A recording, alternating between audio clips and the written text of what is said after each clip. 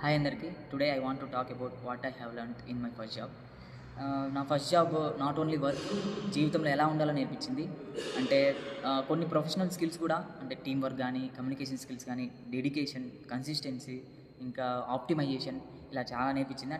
అంటే టీంలో వివిధ మైండ్ సెట్స్తో ఉంటారు. సో వాళ్ళతో ఎలా వర్క్ చేయాలి అంటే ఎవ్రీ వన్, అంటే టీంలో ఉన్న ప్రతి ఒక్కరితో రిక్వైర్మెంట్ ఉంటుంది. సో ఎవ్రీ వన్తో బాగా ఇన్వాల్వ్ చేయాలి.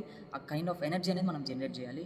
సో ఇంకా కన్సిస్టెన్సీ అంటే రోజు అంటే ఫస్ట్ రోజు ప్రాబ్లమ్ సాల్వ్ అవ్వకపోతే రెండో రోజు మళ్ళీ కూర్చొని వేరే వాళ్ళు తెలుసుకొని అన్నీ నేర్చుకోవడం జరిగింది. అండ్ కమ్యూనికేషన్ కూడా, అంటే మనం ఎంత ట్రాన్స్పరెన్సీగా, ఎంత ఫ్రీగా మాట్లాడుతున్నామో ఉంటుంది. అండ్ ఇంకోటి ఏంటంటే ప్రొఫెషనల్ స్కిల్స్ కూడా, అంటే కార్పొరేట్ వరల్డ్లో ఎలా పిలవాలి, అంటే విత్ శాల్యుటేషన్ కానీ, ఎవరిని ఎట్లా మాట్లాడాలి అన్నీ చాలా నేర్చుకున్నాను. ఇంకా ఏంటంటే డెడ్ లైన్, అప్పుడు ఫస్ట్ జాబ్లో ఉన్నప్పుడు మా టీమ్ లీడ్ అడిగేవాడు, అంటే ఒక టాస్క్ ఉంటే ఆ టాస్క్ ఎప్పటిలోపు కంప్లీట్ చేస్తామని. ఐ యూజ్ టు సే, అంటే మీరు ఒక టైం ఇవ్వండి అంతలోపు చేస్తా అని. So it's not the good way I think. అంటే ఒక డెడ్ లైన్ మీరే ఫిక్స్ చేయాలంటే కొంత టైం పడితే దానికంటే ఎక్కువ చెప్పినా పర్లేదు, ఆ టైంలోపు ఖచ్చితంగా కంప్లీట్ చేయాలి. సో అది చాలా నేర్పించింది. ఇంకోటి ఏంటంటే లాస్ట్లో వచ్చేటప్పుడు ప్రోడక్ట్ మేనేజర్ ఏం చెప్పారంటే, అంటే I use to be like, అంటే ఎవరైనా నా ఫ్రీక్వెన్సీ, నా మైండ్ సెట్కి నచ్చకుండా వాళ్ళ మైండ్ సెట్తో వాదిస్తా అట్లా ఉంటే వాళ్ళతో నేను బాగా ఉండేవాడిని కాదు ఫ్రీగా.